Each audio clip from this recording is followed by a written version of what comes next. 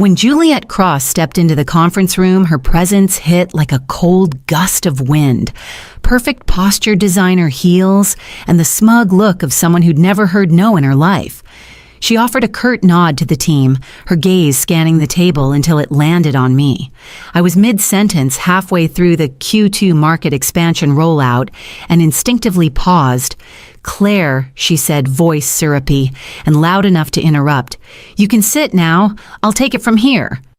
The room froze.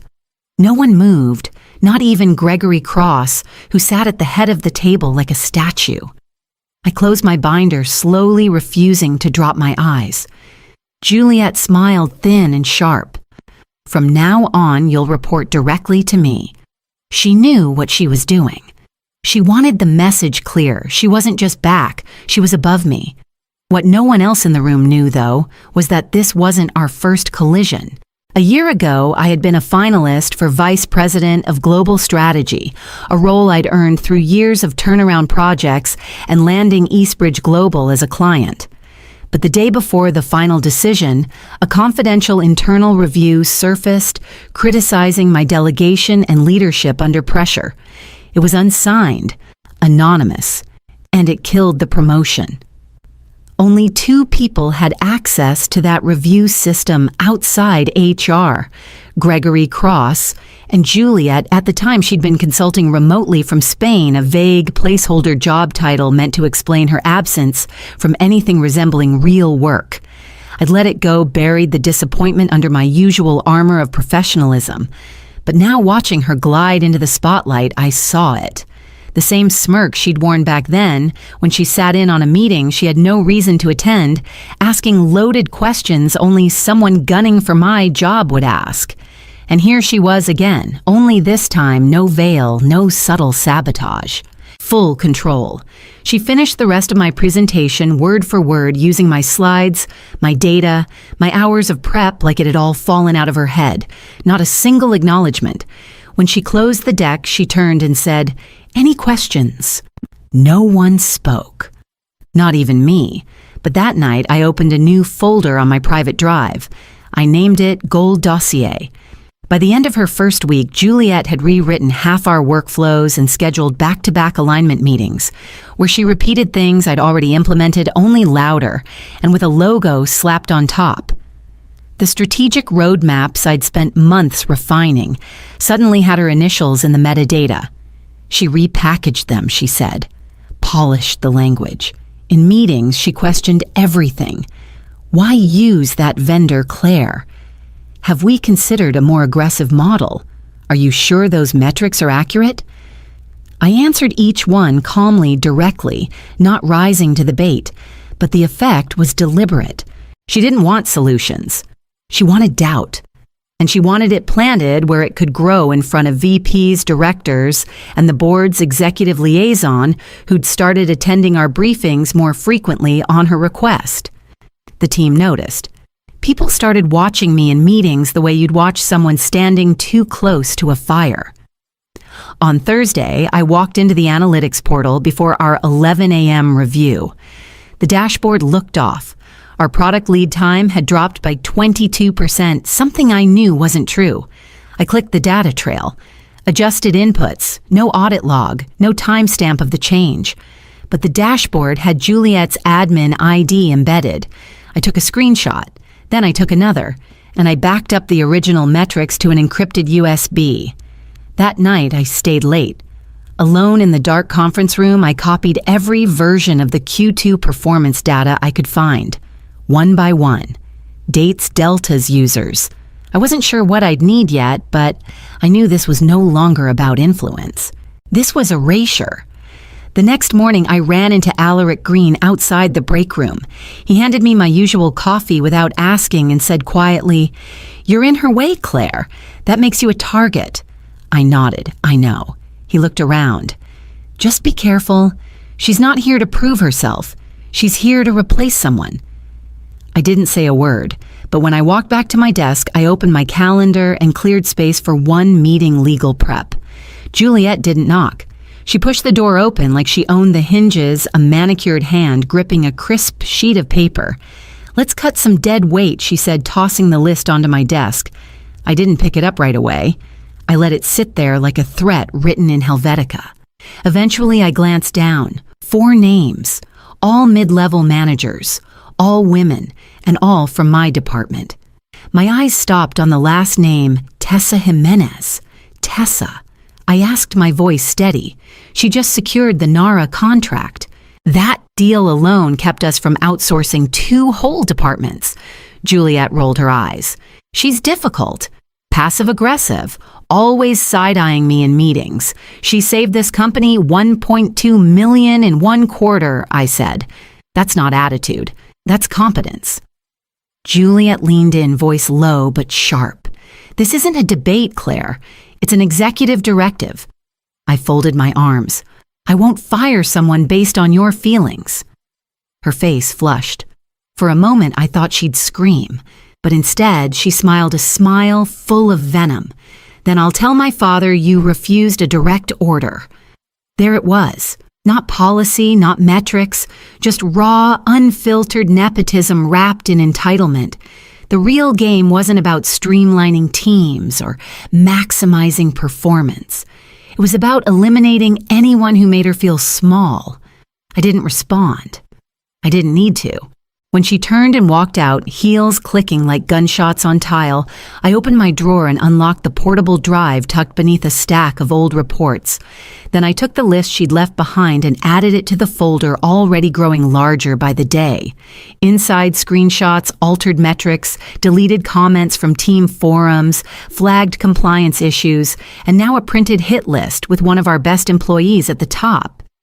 I renamed the file Gold Dossier V2. That night, after most had left, I sent a message to Mira Zheng in HR. Are you free for coffee tomorrow? No agenda. Just need to talk. Then I closed my laptop and walked out past the glowing windows of an office that suddenly didn't feel like mine anymore. The reception was held on the rooftop terrace, all brushed steel and champagne flutes. I made the rounds answering questions from investors, shaking hands with our partners, and accepting praise from clients who'd seen their shipments arrive on time for the first time in months.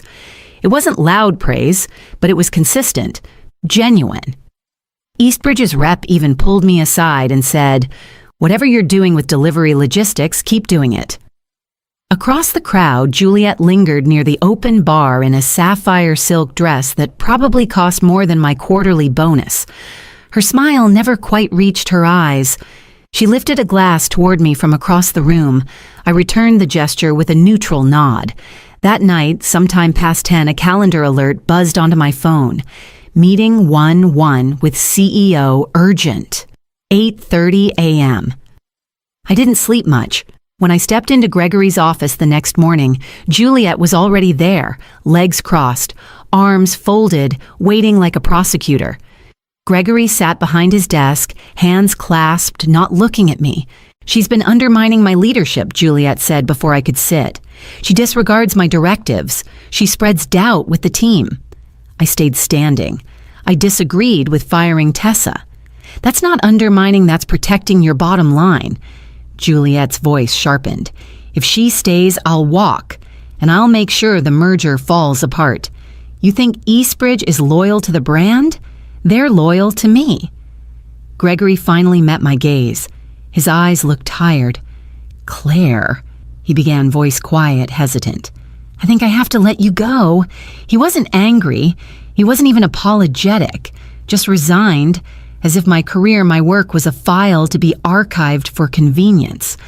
I didn't speak right away. I reached into my bag and pulled out my phone.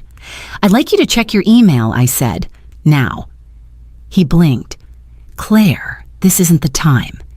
"It is," I said, "because once you open that folder, you'll realize this is much bigger than a disagreement between co-workers." Gregory's fingers hovered above the keyboard, hesitating just long enough for the silence to stretch. I didn't move. I didn't blink. "Claire?" he said cautiously. "This isn't the way. Check your inbox," I repeated. Something in my tone must have cut through because he finally turned to his monitor and clicked. 2 seconds later, his expression shifted. The blood drained from his face. He opened the folder titled Cross Misconduct. I watched him click through the contents, Slack transcripts where Juliet mocked disabled employees for slowing down workflow, called one intern a pity hire, and joked that HR complaints only exist for weaklings. Then came the budget spreadsheets, redlined and revised outside the proper channels, formulas rewritten to inflate efficiency margins, procurement logs edited without review. He clicked again. There in full audio was Juliet offering a procurement rep 2 VIP concert tickets in exchange for fast-tracking a vendor she had personal ties to. Then finally a batch of HR complaints, 3 specifically, filed against Juliet over the last 18 months, all missing from the formal system, recovered by IT at my request, flagged, time-stamped. Gregory leaned back slowly, one hand rising to his mouth. "You kept all this," he whispered. "Yes," I said, my voice low even, because I knew I'd need it one day. He sat very still, like someone trying to figure out where the trap was too late to avoid it, but still hoping to soften the fall. "This is damning," he muttered. "It's documented," I corrected, "and it's real. Unlike her title. Unlike the fantasy she's built here." Gregory didn't respond. Not right away. His eyes were still locked on the screen. I could tell he wasn't just seeing Juliet's misconduct, he was seeing his own silence. The quiet approvals, the promotions she didn't earn, the damage he let her do because it was easier than saying no. I let him sit with it. I'd waited long enough. Finally, he stood up, shoulders heavy. "I'll need time to review all of this." "You don't have time," I said. "Because this isn't just a personal file. It's already with HR and legal." 3 weeks before Gregory opened that email, I sat across from Mira Zhang at a quiet cafe 2 blocks from the office. It was raining hard enough to drive most people indoors, which was exactly why I chose that day. Mira stirred her tea 3 times before speaking. "Juliet is dangerous," she said finally. "Not just incompetent dangerous." "I know," I replied, pulling out a small folder from my bag. "And I have proof." She looked through the first few pages without blinking. Altered reports, redacted complaints, Slack screenshots. When she reached the compliance flags, she exhaled slowly. "I figured something was happening," she said, "but I didn't know how deep it ran." "She's not just rewriting metrics," I said. "She's rewriting people." Later that same afternoon, I met with Deshaun Rowe in his office. He locked the door before I even said a word. Once I started showing him the file, he shook his head. "Claire, if this goes public, it doesn't just take Juliet down, it burns Gregory too." "I'm not trying to destroy them," I said. "I'm trying to stop what's already destroying the company." He sat back, eyes thoughtful. "We'll need it airtight. Timeline Digital Trails Chain of Custody.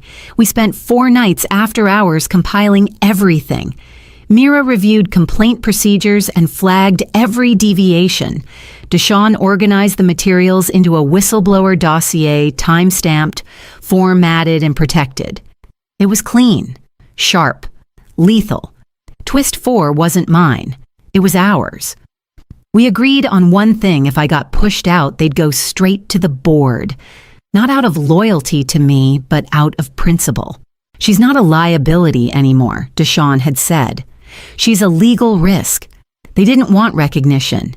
They didn't want credit. They just wanted to work somewhere that didn't reward proximity to power more than integrity. So when Gregory saw the folder and realized it wasn't just me standing behind it, he also saw them. That's why I didn't flinch when he said he'd need time. He didn't have any, because Mira and Deshaun had already submitted the full report to the board that morning. The official email hit my inbox at 8:12 a.m. Subject: administrative leave. Effective immediately. No explanation, no details. Just a sterile sentence announcing that I was, for all intents and purposes, out. I sat back in my chair, staring at it. There was no anger, no panic, only confirmation. This was the move Gregory had chosen. Whether it was to appease Juliet, delay judgment, or preserve his own image, I didn't know. But it didn't matter anymore. At 9:00 a.m., Sharp, Mira, and Deshawn submitted the dossier to the board. I didn't have to be in the room to feel its weight land.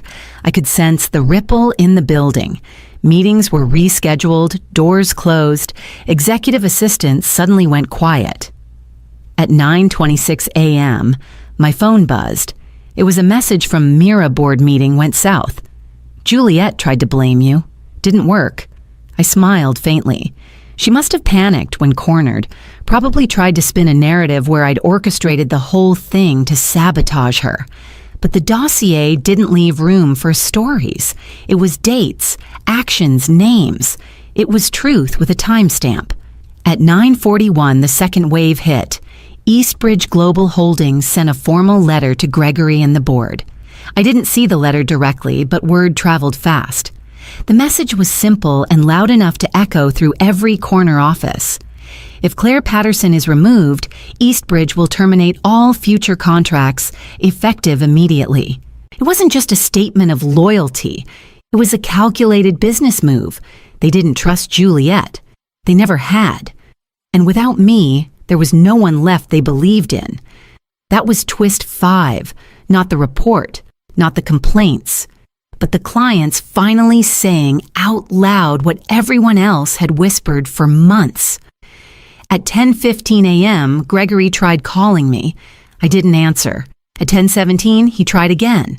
By the third call, I picked up. His voice was tight-controlled, trying to sound calm. "Claire, I think we need to talk."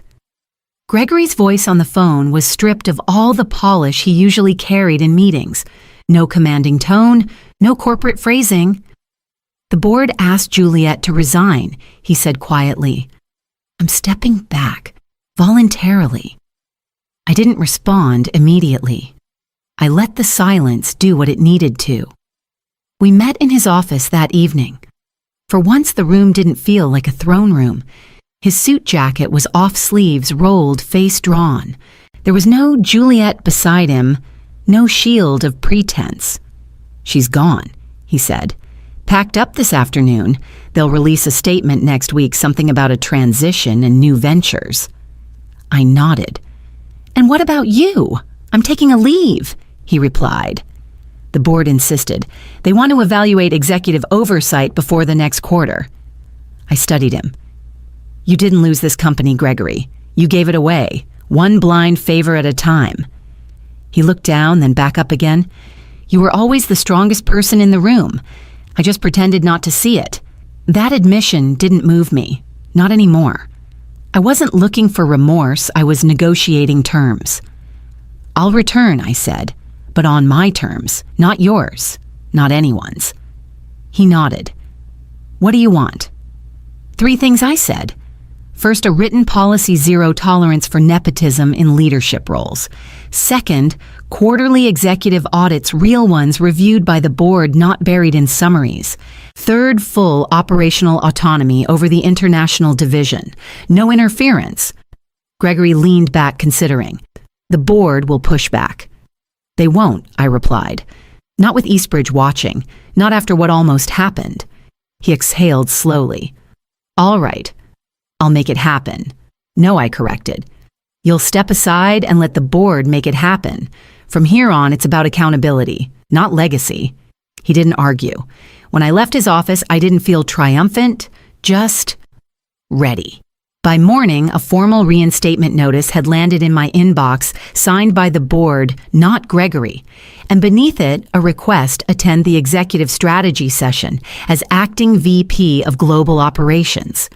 When I stepped back into the building, everything looked the same marble floors, same front desk, same scent of 2 strong citrus from the janitorial crew. But the air felt different, lighter, like something had been pulled from the foundation and thrown out for good. Juliet's nameplate was gone. Her office was empty blinds, open desk cleared, only a faint smudge where her name had been. I didn't stop to look inside. Instead, I walked straight to the operations room where my team was already gathered. Some stood, some sat, some looked unsure of what came next. I saw Tessa in the back, arms folded but eyes bright. I didn't give a speech, no theatrics, no corporate speak. I want to be clear, I said. From today on, no legacy name, no family title will outrank competence. What matters is your work, your integrity, and you'll be protected for doing the right thing. For a moment, silence. Then applause. Not loud, not performative, just honest. A few people exchanged relieved glances. Tessa blinked hard, then smiled through tears. Over the next 2 weeks, the changes came in quiet waves. 3 clients who had gone radio silent after my removal came back with signed renewals. One of them sent a handwritten note, "Leadership matters. Glad to see yours returned." Eastbridge Global issued a public statement reaffirming our partnership. 5 years locked in. They'd never done that before. It was a signal not just to us, but to anyone watching that the company had found its footing again. Staff meetings started ending early. For the first time in a year, no one was defending bad data or faking enthusiasm. People spoke up again. People laughed in hallways. It wasn't perfect. It wasn't fast. But it was real. I spent my afternoons rebuilding trust, not just with clients, but with employees who'd quietly suffered under the old culture. Some confessed things they'd been too scared to report. Some just thanked me for staying. But I knew the work wasn't done yet. A week later, I received an invitation to dinner from the board. It was marked confidential. No agenda listed, just a time and a place. The dinner was held in a private room at a quiet restaurant near the river. No media, no branding, no company logos. Just 12 board members, a linen-covered table, and 1 empty seat waiting for me. They didn't make small talk. The chairman, a tall man with a voice like gravel, opened the evening with a simple statement. "Claire, we'd like to make your leadership permanent, Vice President of Global Strategy, effective immediately." I didn't say yes right away. I took a breath, looked around the table, and saw them for who they were, leaders who'd once looked past me now, watching closely, cautiously respectful. "I'll accept," I said, "but only if 3 conditions are added to my contract." No one interrupted. 1, zero tolerance for nepotism in leadership roles. Not informal, not suggested policy. 2, quarterly accountability audits for all executives reviewed independently. 3, full operational autonomy for international strategy. No interference, no reshuffling, no shadow approvals. The chairman nodded, agreed. A week later, I signed the contract. I didn't celebrate. I didn't throw a party. I just returned to work and kept building. Meanwhile, Juliet surfaced in Austin, tucked inside some luxury startup incubator, pitching an app that no one understood and investors only pretended to care about. A few photos made their way through LinkedIn, her in sunglasses, holding a tablet, smiling wide. But the eyes weren't the same. The audience wasn't either. She would burn through her trust fund, chasing applause she no longer knew how to earn. And Gregory. He submitted a resignation letter shortly after my promotion was announced, citing personal realignment. The company thanked him for his past contributions in a 6-line memo that was buried by lunchtime. As for me, I didn't take a new office. I stayed where I was, same desk, same team. The title changed, but the work didn't. When you build your future on fear and entitlement, it only takes one person with character to end it. Power isn't in the corner office or the title on your badge. It's in the trust you earn when you choose to lead with truth. And that's what lasts.